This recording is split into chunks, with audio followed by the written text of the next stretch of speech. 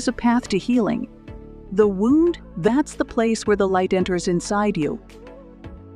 Life is a profound journey filled with both joys and challenges, and at times we encounter hurt and pain caused by others.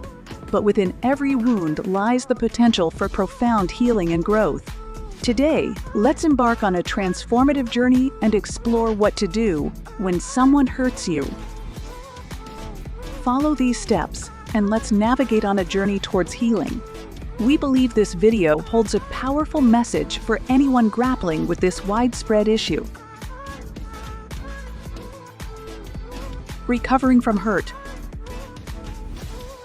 No matter who has hurt you, it's you who are responsible for healing your hurts. It can be your parents, an ex-spouse, a friend, a neighbor, or a stranger. No matter who it is, you're responsible for your healing journey. No one else can undertake this transformative process for you. Why do people hurt each other? Heartbreak is an experience familiar to most of us, and the natural response to something broken is the desire to fix it. Mending a broken heart starts with understanding the pain and making space for it. In communication breakdown, misunderstandings and hurtful exchanges often arise from a lack of effective communication. Unresolved issues, past traumas, or personal problems left unaddressed can contribute to emotional harm in relationships. Insecurity and jealousy. Feelings of insecurity or jealousy may lead to behaviors that cause emotional pain, such as comparing oneself to others, experiencing self-doubt, or harboring resentment. Power dynamics. Some individuals seek control or dominance, resulting in emotional harm as they exert influence or authority over others, potentially leading to manipulation, exploitation, or the infringement of personal boundaries. Lack of empathy. Difficulty understanding or empathizing with others can lead to unintentional emotional harm, as individuals may struggle to recognize and respond to the emotions and needs of those around them. What to do if someone hurts you and breaks your trust? Set boundaries. Clearly communicate your expectations and boundaries. Establishing healthy limits is vital for emotional well-being. Express your feelings. Share how the person's actions or words have affected you. Open communication fosters mutual understanding. Seek support. Reach out to friends, family, or a mental health professional for perspective and emotional support. Reflect on the relationship. Assess the relationship's overall health. Consider whether it's worth repairing or if distancing yourself is healthier. Establish trust gradually. If rebuilding is an option, understand that trust takes time.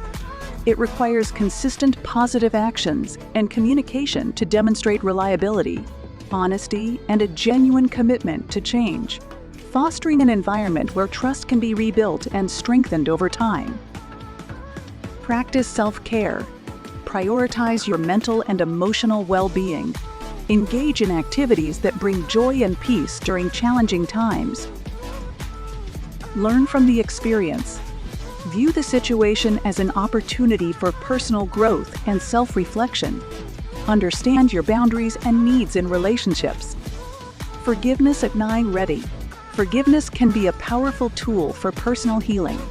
Approach it at your own pace and when you feel ready. Life is a tapestry of unique experiences, and each situation is distinctive. Remember, you're not alone. If emotional harm persists, seeking professional guidance can provide valuable insights and coping strategies. Thank you for joining us on this journey towards healing. Share your thoughts and experiences in the comments, fostering a community of support and strength.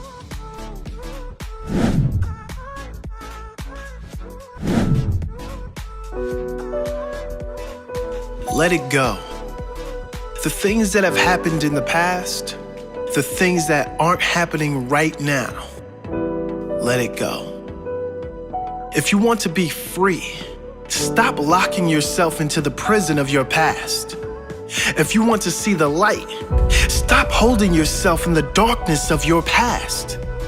If you really want to move on, release the heavy weight from your back. If you don't want them to win, let it go. Move on and create your best life. You would never allow a thief to enter your home and live there rent-free. So why do you allow thoughts that steal your joy to enter and live inside your mind? Let it go. Had a moment of confrontation? Let it go. Don't allow it to live in your mind, stealing the joy from the rest of your day. Someone did you wrong? Let it go.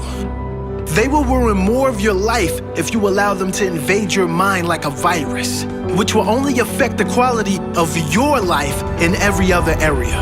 The best revenge is always moving on, letting go.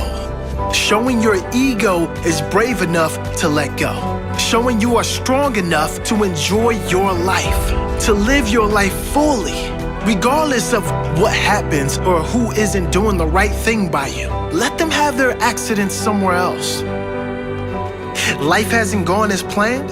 It doesn't for anyone. Move on. Focus on the good. Those who live amazing lives haven't gotten lucky. When things don't work out, they move on quickly and focus on the next positive. They drop the negative like a hot potato and focus on what they can do today to get in a better state. They don't seek sympathy from family and friends. They focus on what is good in their life and let go of the negatives.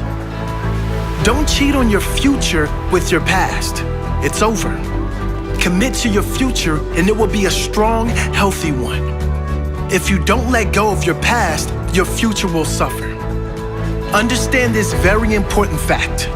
You are the one who suffers most when you hold on to resentments, when you seek revenge.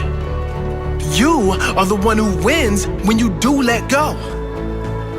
Richard Carson once said, "The key to a good life is this. If you're not going to talk about something during the last hour of your life, don't make it a top priority during your lifetime." Maybe we should all take that advice. Your ego will tell you, once everything is perfect, then I'll be happy. But your soul knows the truth. Be happy, then everything is perfect. No, life circumstances won't be perfect. But if you can get into the right space, you can then get to the understanding that everything happens for a reason and be at peace with that. So be happy. Do whatever it takes to find your happy. Not because everything is good, but because you see the good in everything. Not because every circumstance is a miracle, but because you see the miracle in life itself. Albert Einstein once said, "There's only two ways to live your life. One is as though nothing is a miracle, and the other is as though everything is." I know which space I want to live in. What about you?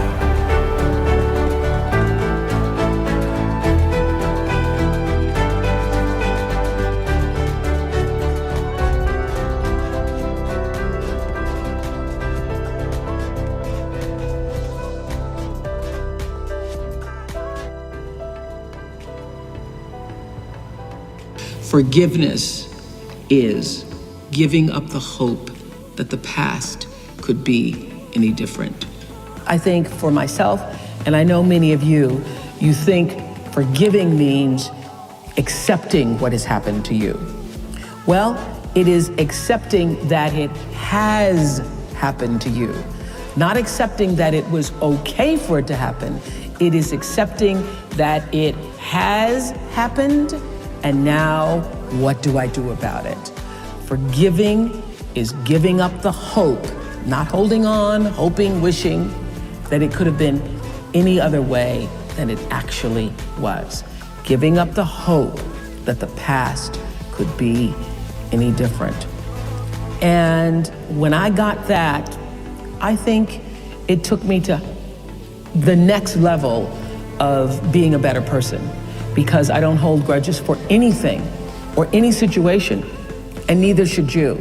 It's letting go so that the past does not hold you prisoner, does not hold you hostage. Yes, that's the story of two monks on a pilgrimage, and they come across, in a village, they come across a young 17-year-old girl with a long kimono trying to cross a very muddy road, but she's not daring to step into the mud. So one monk picks her up, carries her across the road through the mud, puts her down, and so the monks walk on in silence for another 4 or 5 hours, just practicing noble silence. And then after 4 or 5 hours, they're getting close to their destination. One monk says to the monk who had picked up the girl, "Oh, you know, we shouldn't have done that because we monks are not supposed even to touch women. So you shouldn't have picked up that girl. You're not supposed to do that." And the other monk says, "Oh, are you still carrying that girl? I put her down hours ago." So the other monk was still carrying the girl, the event, in his head. 4 hours later. And for 4 hours, he was walking with this burden. Yes, right. And that shows the reluctance of the human mind to let go of the past.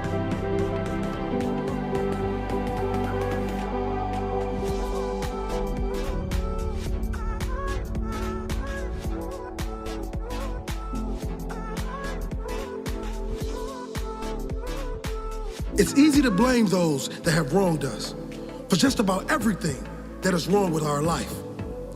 If it wasn't for them, I would be happy. If it wasn't for them, I would have more money. If they didn't do this, I would be where I want to be.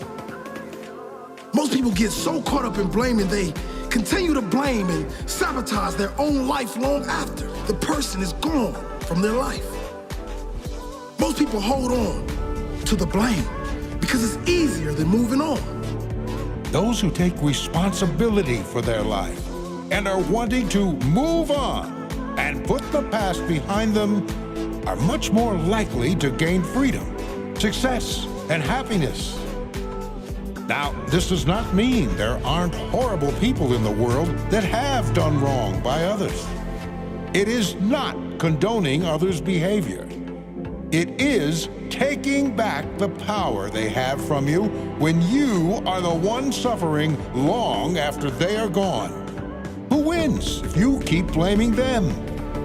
Who wins if you move on, forget about them, and create the best life and success you could ever imagine?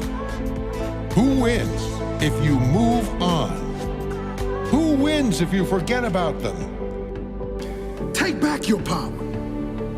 Blame them for what they have done, but don't blame them for what you haven't done. Blame them for what they've done, but bless them for making you stronger, for making you better, for showing you exactly what you don't want. You can blame the world for bringing them into your life, but then get grateful for all the lessons it taught you, all the strength it gave you.